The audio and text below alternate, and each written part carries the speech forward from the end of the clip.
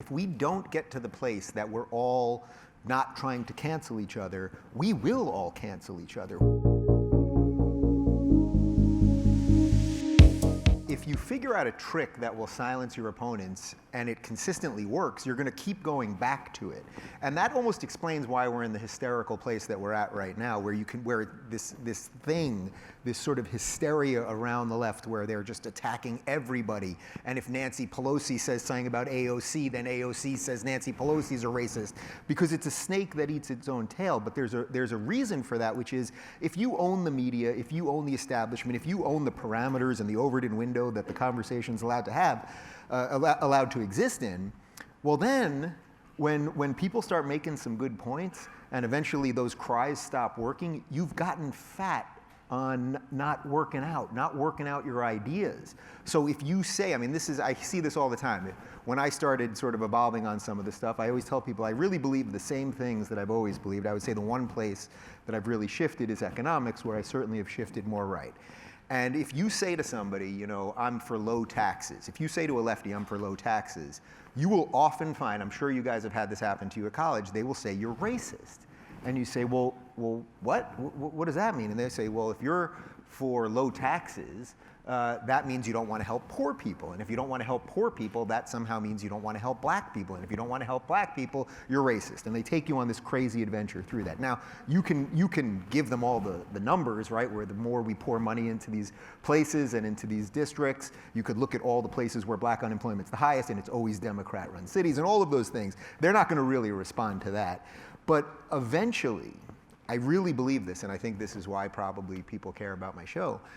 Eventually, if you do your best to just be a little bit better than them and calmly try to explain to them that just because you feel something is right, it feels right to say, oh, somebody's poor, I want to give them something. Now, they never want to give it themselves, right? They want somebody else to give it, but it feels, oh, somebody's poor, I'm going to give them something, or any of these things.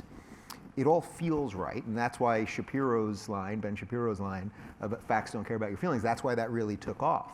Because if you can sit there with them long enough to get them over their feelings, and it ain't gonna be easy, and I guarantee you everyone in this room has lost friends probably over politics, and probably not by your choice. It's pretty rare that I find a conservative or a libertarian or a classical liberal that just can't take somebody on the left anymore. It usually is the other way, because they will say all those awful things about you.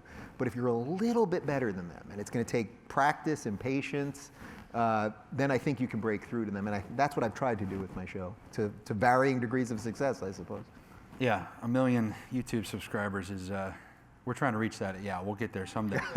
So I want to talk a little bit more about kind of the mob mentality, because I think that you've been kind of at the forefront of trying to, well, I shouldn't say trying, but having to cope with this. Being somebody that has transitioned, from kind of, the Young Turks to being more classical liberal, it's got to be interesting for you to witness, I would say, this, cancel culture on steroids. We got a lot of fire this week because we put out a piece in the Washington Times about this whole Dave Chappelle special, and just, how we shouldn't. It's a shame to see the gut reaction from so many people that are just commenting, or even some journalists that put out, that YouTube should pull this down, or Netflix should pull this down.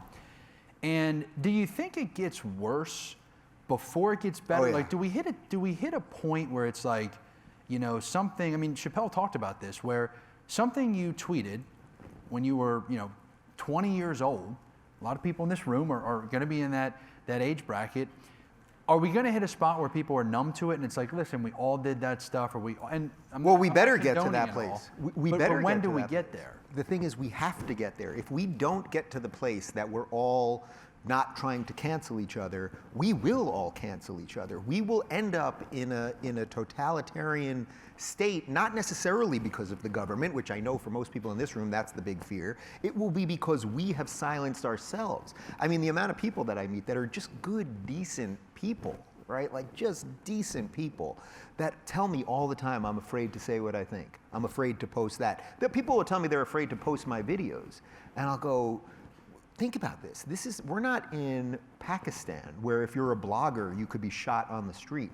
We're not there yet, but we actually could start veering there if every time a good person like you guys, if every time you won't say what you think, especially when you're 18, 19 years old, you guys will never have more passion and wherewithal and lack of world weariness to say what you think than right now. Like, it doesn't get easier. You know, I think there's this belief that for a lot of college students that somehow, like, oh, if I can just suck it up now, you know, don't say what I think now, get the grade so I can get into grad school so I can get the job. If I can just be quiet now, later on I'll start saying what I think. And it's like, that is the reverse of reality. I don't know if you guys know this, but one day you're gonna have to have a job, and then you're gonna have a house and a car and a dog and a wife or a husband and kids. And suddenly you're gonna have all this shit, and you're gonna go, now I'm gonna start telling the world what I think? No, every day that you don't do it is just chipping off your ability to ultimately do it. So you gotta fight it, and trust me, they haven't killed any of us yet. I mean, for those of you that, you know, yet here in America, I mean, really think of it. That was sad that you had to laugh at that, but think about that. I mean, for the people that have been on my show that you know that have survived the mob, Jordan Peterson survived the mob. Why did the mob come after him?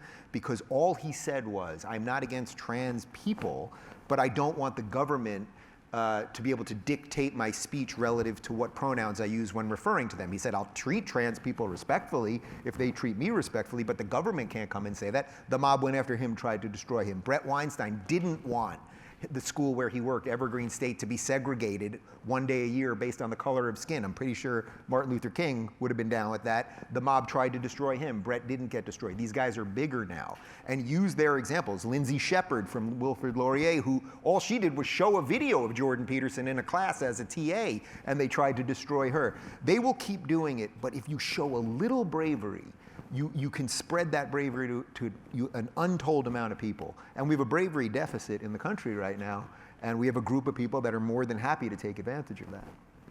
Let me talk to you about one of the things that you did that I think was one of the most courageous or fiscally irresponsible decisions I've seen. Oh, good God, I've made several of these moves, so I don't know where you're going. So, you know, you taking yourself off some of these platforms, you know, whether it's Patreon, YouTube, I mean, I want to talk a little bit about just kind of big tech and where you think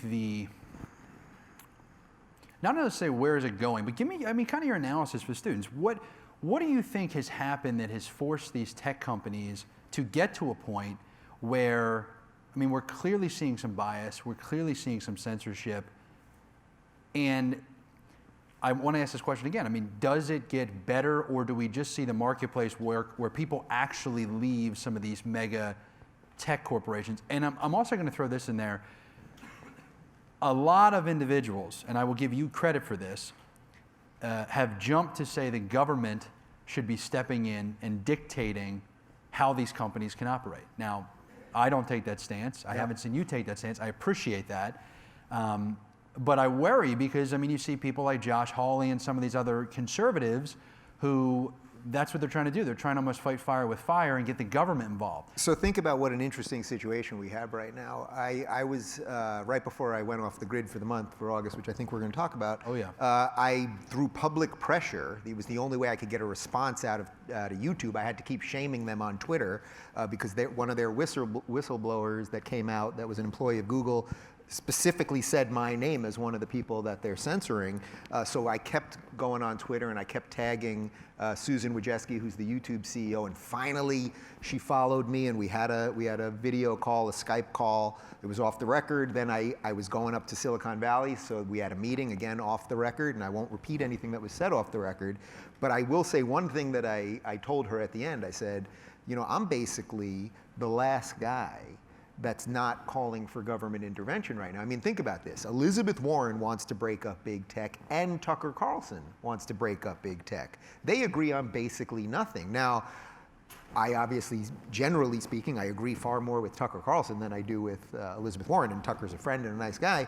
But this is a really interesting spot. If you're a liberty-loving person, if you're a limited government person, and yet you understand that we are in a truly unique position right now.